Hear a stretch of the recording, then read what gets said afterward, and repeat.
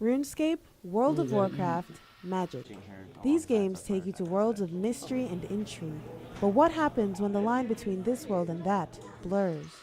For many, this line has disappeared completely, and without realizing it, they've developed a problem a lot of people think isn't real, an addiction to gaming. But why does this happen? And when it does, is there a way to get back to reality? I think it's just because they're like looking for something and they're trying to fill some sort of gap. Sometimes reality is just really hard and depressing, and it's just nice to get away from it. One person who's been there and back again is Marlon Hodge.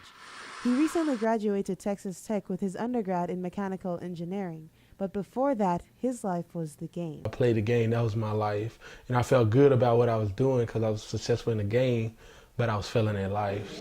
Like many others with this addiction, he spent hours a day glued to his computer screen, concerned with how to kill demons and not how to pass his classes. I remember one semester, I didn't feel like going to class. I didn't want to go to class at all, and I would just stay at home and play video games. But sadly, as with all addiction, he's not the only one that it affected. I just felt alone, a second to the game all the time. Some take it lightly, but this addiction should be treated like any other.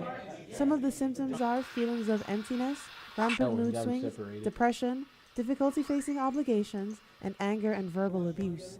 But even with symptoms like these, addicts and those close to them still feel that society doesn't take them seriously.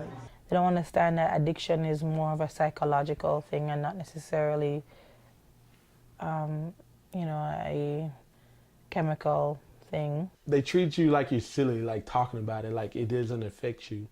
Because it's like, that keeps you from doing stuff. I was like, yeah, it's an addiction. But Marlon and others like him have proven that falling down the rabbit hole doesn't mean that you can't climb out again. I know my strengths enough that I know that I couldn't exactly beat my addiction to them, so I just found a way around it. Thankfully, Marlon is now leading a normal life.